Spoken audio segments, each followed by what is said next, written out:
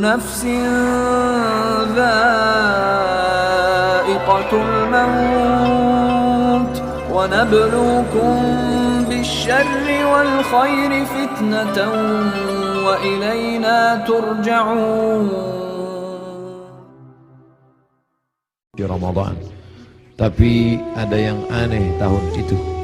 Tahun itu dia i'tikaf selama 20 hari 20 malam. Dia tidak keluar dari Masjid Nabawi. Ada yang aneh, ada yang biasanya 10 hari 10 malam. Kalau kita salat di Masjid Nabawi tepat di mihrab, maka di samping mihrab sebelah kiri ada satu tiang bernama Ustuwanatus Sarir. Sampai hari ini masih tertulis Ustuwanatus Sarir. Ustuwana artinya tiang, sarir tempat tidur. Karena di bawah tiang itu diletakkan tempat tidur Nabi Muhammad SAW. Disitulah Nabi i'tikaf. Di samping Ustuwanatus Sarir ada namanya Ustuwanatul Haris. Tiang Haris artinya penjaga. Disitulah tegaknya penjaga Nabi, yaitu Sayyidina Ali ibni Abi Thalib radhiyallahu anhu. Di Ustuwanatus Sarir itulah sahabat melihat ketika Nabi terjaga dari tidurnya, bangkit dari berbaringnya, nampak berbekas di pundaknya, yaitu bekas anyaman pelepah korma yang dijadikan sebagai alasnya. Lalu sahabat ingin memberikannya kasur yang empuk, firash, permadani yang lembut, tapi Nabi mengatakan itu tak layak bagi, biarlah aku berada di atas anyaman pelepah korma itu saja, berbekas di pundak kulit yang lembut. Betapa malunya kita yang melekatkan tubuh ini di atas kain yang lembut. Di bawah kain lembut itu ada kasur yang tebal. Di bawah kasur yang tebal itu ada lagi alas yang tinggi. Lalu kemudian kita meminta kepada Allah, wa adkhilnal jannata ma'al abrar, masukkan kami ke dalam surga bersama orang-orang baik, bersama Nabi Muhammad sallallahu alaihi wasallam. Sementara dia berbekas pundaknya karena beralaskan alas yang keras, pelepah korma yang dianyam yang menjadi alas pundaknya yang lembut. Begitulah kehidupan dia. 20 hari 20 malam dia beriktikaf, tidak keluar sama sekali dari Masjid Nabawi. Ma baina baiti wa mimbari, antara rumahku dan mimbarku raudhatun min riyadil jannah, salah satu dari taman-taman surga. Selesai bulan Ramadan, masuk bulan Syawal. Selesai bulan Syawal, masuk Zulqa'dah. Selesai Zulqa'dah, masuk Zulhijjah. Di bulan Zulhijjah beliau melaksanakan haji yang sebelumnya sudah difardukan, tapi barulah dilaksanakan haji tahun itu, disebut dengan haji wada. Wada, selamat tinggal, karena memang setelah itu Nabi meninggal dunia. Maka pada haji wada itu dia pergi ke tanah suci Makkah Al-Mukarramah. Ada yang unik, ada yang aneh. Biasanya beliau berkurban kambing, dia potong 1 ekor untuk keluarganya. Hadza li Muhammad, wa untuk keluarga Muhammad. Kemudian dia potong lagi, hadza li ummati Muhammad, ini aku potong untuk umat Muhammad sallallahu alaihi wasallam. Tapi pada saat tahun itu di Mina, beliau tidak menyembelih 2 ekor, tapi beliau menyembelih dengan tangannya sendiri 63 ekor unta. Tepat pada angka 63 dia berhenti dan dilanjutkan oleh Sayyidina Ali sebanyak 37 ekor. Maka lengkaplah 100 ekor. Tidak ada satupun sahabat yang terpikir ada signal, ada tanda sesuatu tentang mengapa berhenti di angka 63 setelah meninggal dunia 2 bulan sesudah itu. Karena saat itu bulan Zulhijjah, Muharram, Safar, Rabiul Awal, 2 bulan lebih setelah itu barulah semuanya paham mengapa berhenti pada angka 63. Ternyata Nabi tidak ingin satupun tahun hidupnya itu kosong daripada berkorban.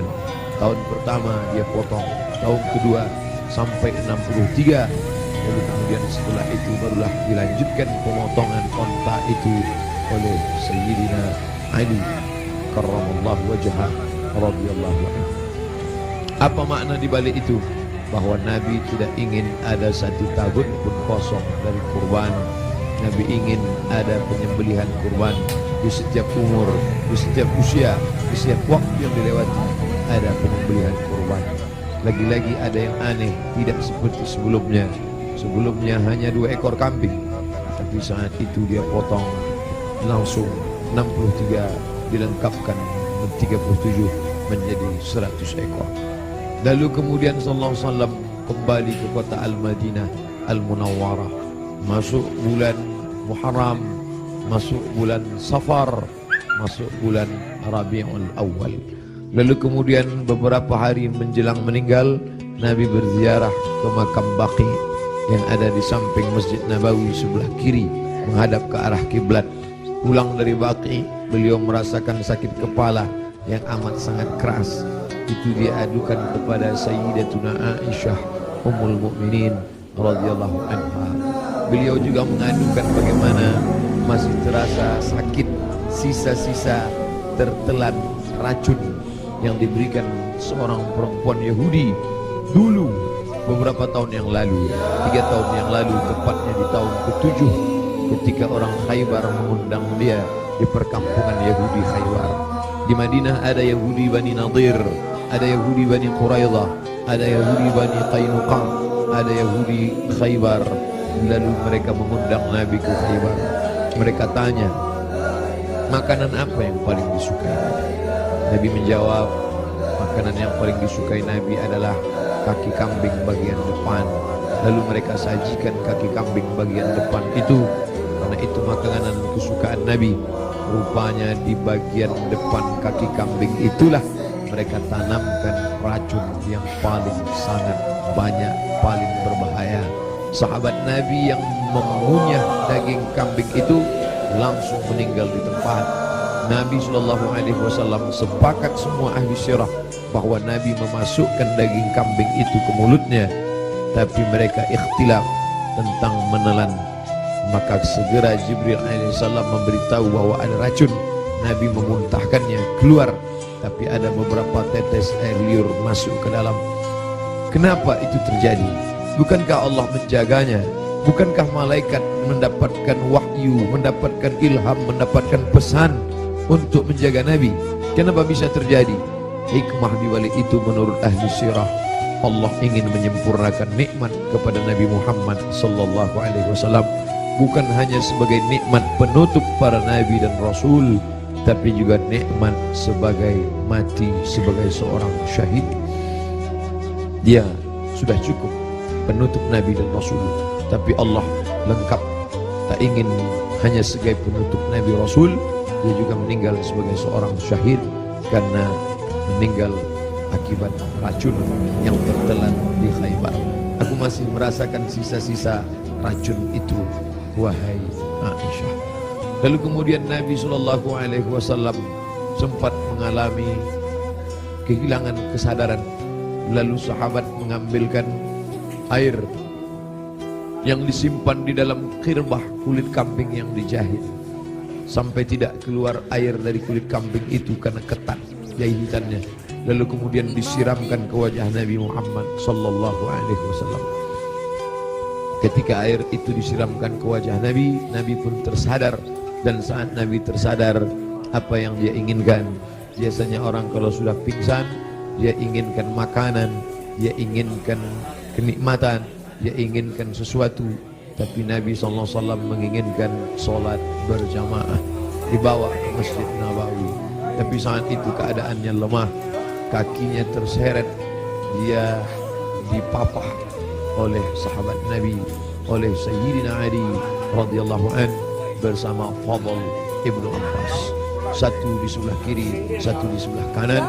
Mereka memegang tangan Nabi, kedua tangan Nabi di pundak Ali dan Fadl. Kedua ini adalah saudara, seperti saudara kandung. Nabi anak tunggal sendirian, dia tidak punya saudara kandung, tapi ayahnya punya saudara kandung. Ayah Nabi bernama Abdullah. Abdullah punya saudara bernama Abbas. Abbas punya anak laki-laki, itulah dia Fadl bin Abbas. Abdullah punya saudara kandung bernama Abu Talib. Abu Talib punya anak laki-laki bernama Ali. Ayah mereka adik-beradik kandung. Abdullah, Abbas, Abu Talib.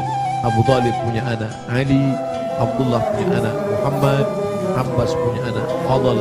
Ketiga anak laki-laki ini bersaudara kandung, satu nasab dengan datuk mereka Abdul Muttalib. Abdul Muttalib anak Hashim, Hashim anak Abdi Manaf, Abdi Manaf anak Qusay, keturunan Kilab Lu'ay Fihir, cucu cicit daripada Ismail, anak kandung Ibrahim alaihissalam.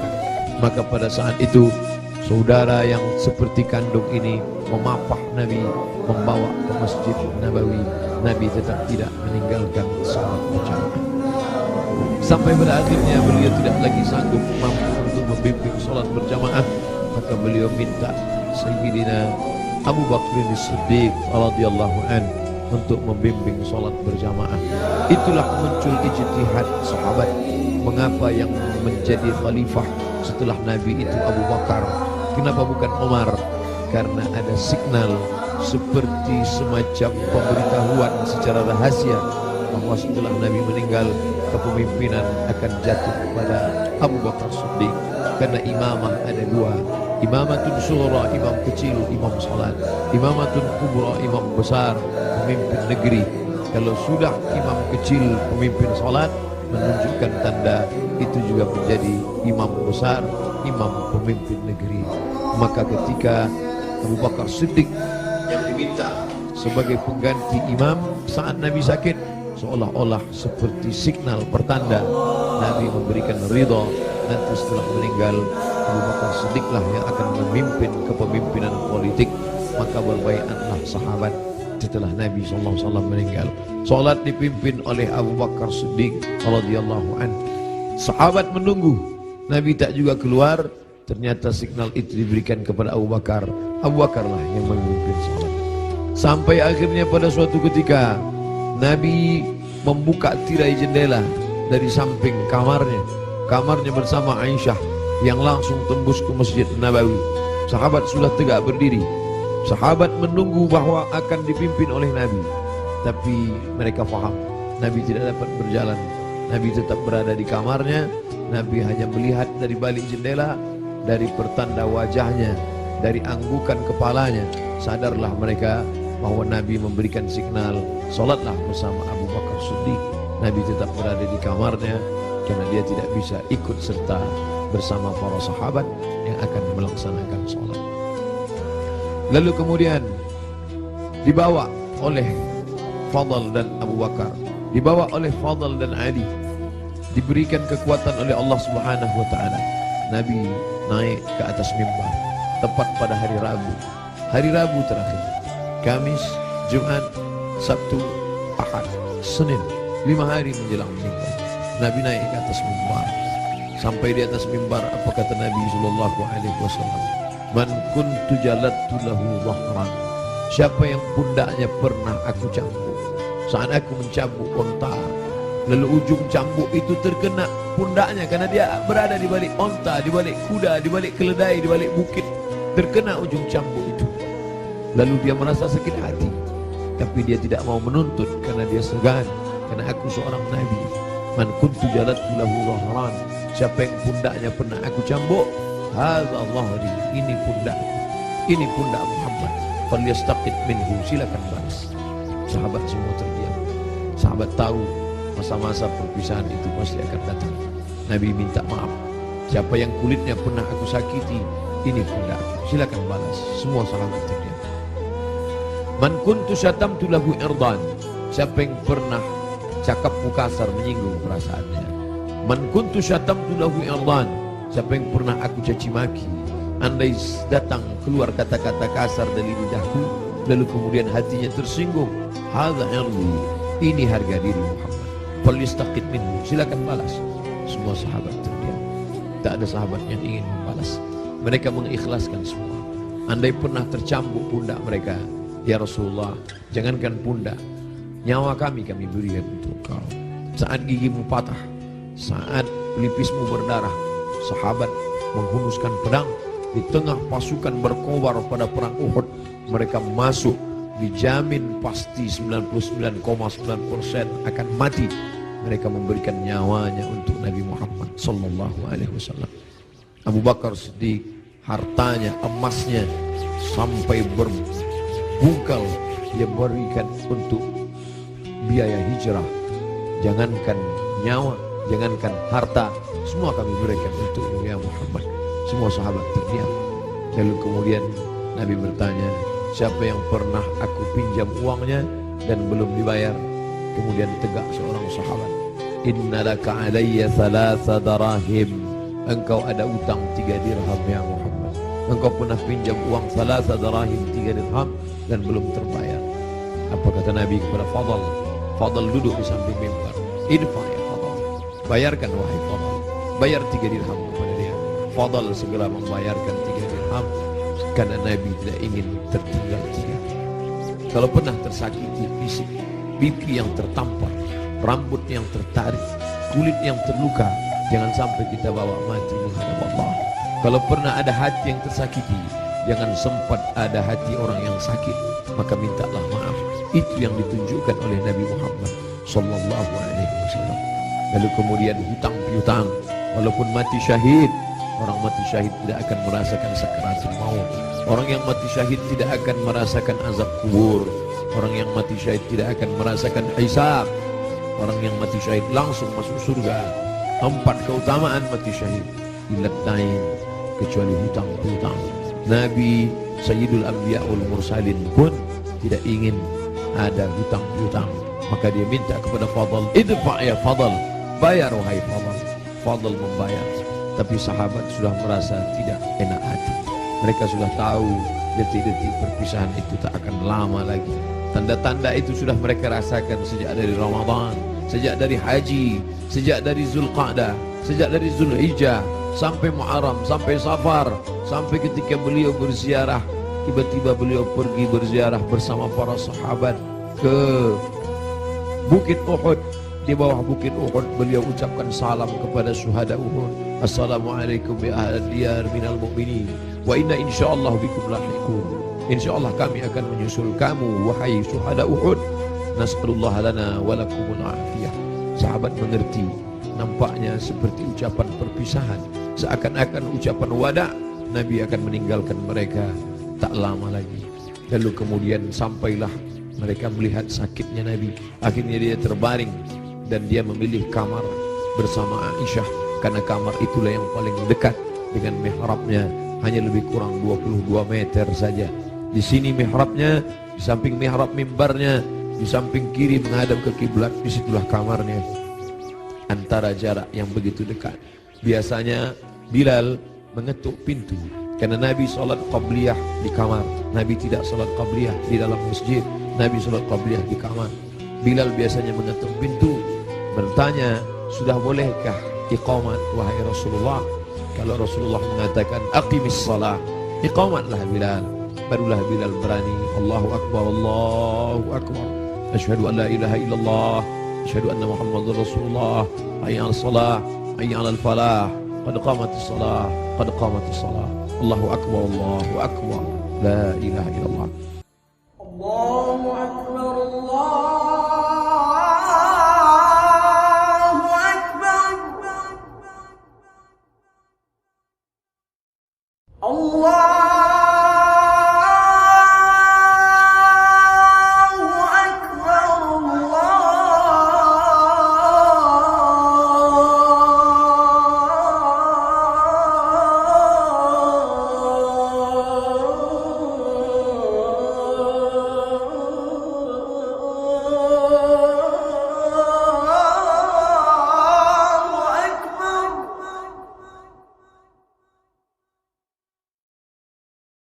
أشهد أن لا إله إلا الله.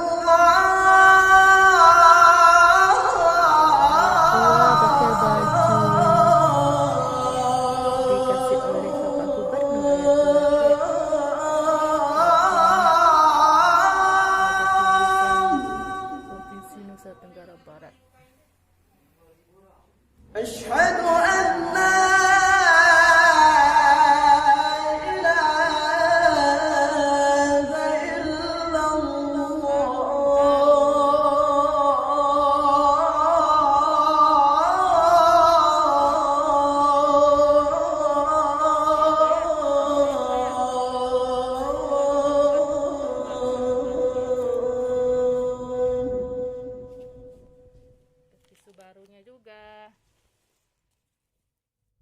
أشهد أن محمدا رسول الله